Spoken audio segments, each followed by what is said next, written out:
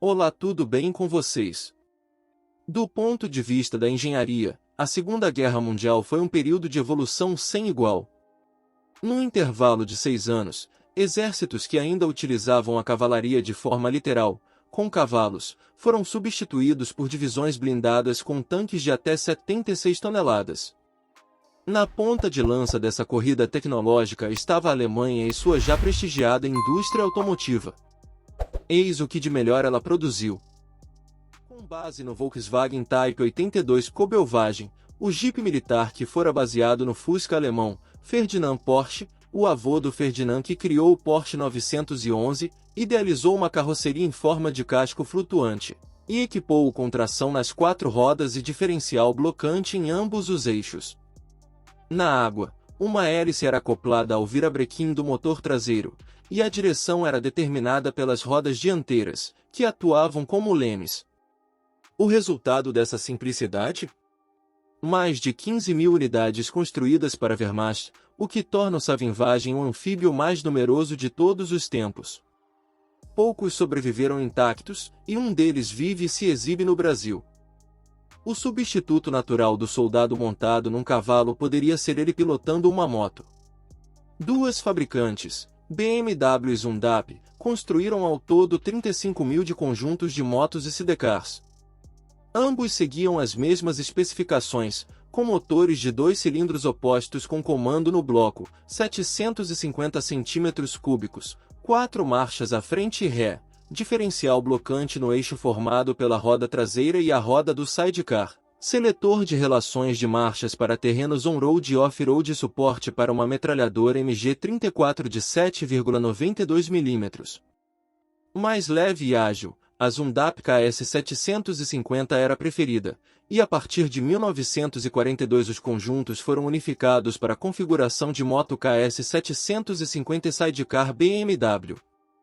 Refinadas e ao mesmo tempo robustas, inspiraram os americanos a encomendar algo parecido para Harley-Davidson, e hoje valem ouro. Mesmo na época, saiu caro para os alemães, cada kit custava o dobro de um VW Kobaltwagen militar. A verdadeira revolução da Blitzkrieg foi o emprego maciço de tanques e transportes de tropas que rompiam os pontos frágeis das defesas inimigas e os exploravam com velocidade atordoante. Dentro dessa tática, coube aos SD.KFZ 250 e 251 o papel de transportar em qualquer terreno uma equipe de fogo completa, entre 7 e 13 integrantes, até a linha de frente. As quase 30.000 unidades produzidas demonstraram eficiência em todos os frontes, e pelo 23 variantes foram desenvolvidas para diferentes missões. A tração era proporcionada pelas esteiras traseiras, enquanto a direção era dada pelas rodas dianteiras, mas a esteira do lado interno das curvas podia ser freada para girar sobre o próprio eixo e agilizar as manobras. O conceito de half-track não era novo, já havia sido empregado na Primeira Guerra Mundial por causa das vantagens em terrenos off-road e por distribuir melhor, por uma área mais ampla, a pressão do peso sobre o solo. Algo parecido seria produzido em massa pelos Estados Unidos nas séries M2, M3, M5 e M9. No início da Segunda Guerra, o reconhecimento do que havia à frente das divisões de tanques era feito por carros blindados simples, leves e com armamento quase sutil. Em menos de 5 anos, os exploradores evoluíram para o SD.KFZ 234 Puma, um complexo blindado de 8 rodas com tração e esterçamento integrais, 12 toneladas de peso e um canhão de 75 mm equivalente a dos tanques médios da época.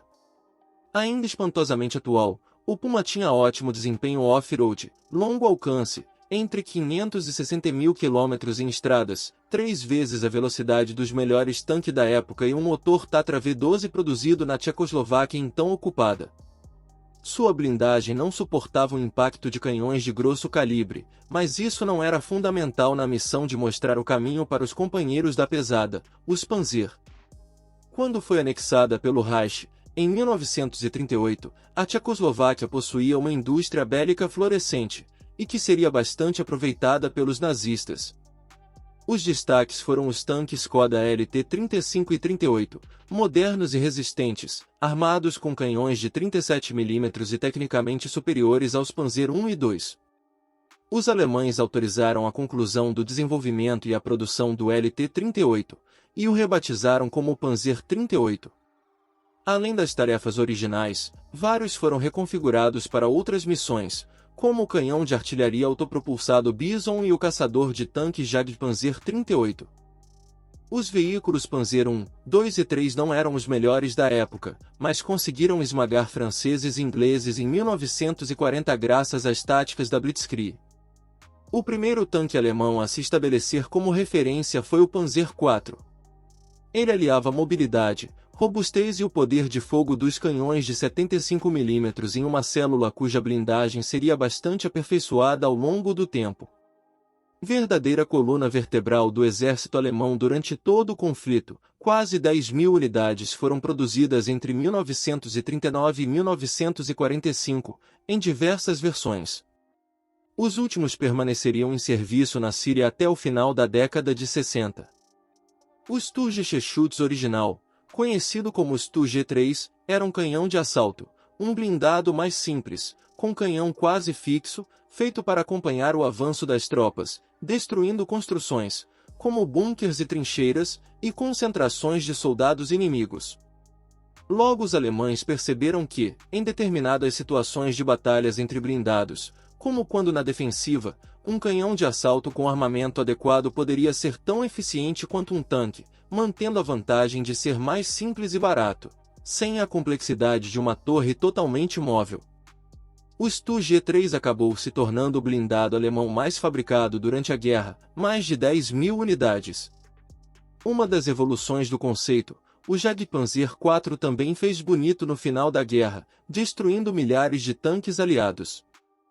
Quando as orgulhosas divisões Panzer se depararam com os primeiros tanques soviéticos T-34 no verão de 1941, durante a Operação Barbarossa, foi um choque.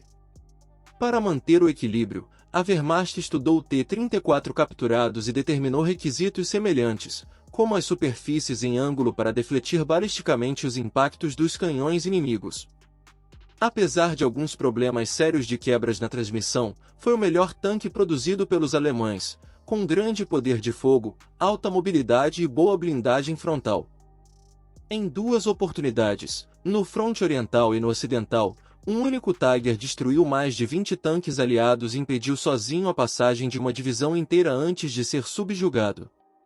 Quase indestrutível e armado com um canhão de 88 mm, criou fama aterrorizante entre quem o enfrentou, principalmente os americanos, incapazes de fazer cócegas com seus M4 Sherman. Mas suas 60 toneladas eram um empecilho para o transporte por pontes e vias não pavimentadas.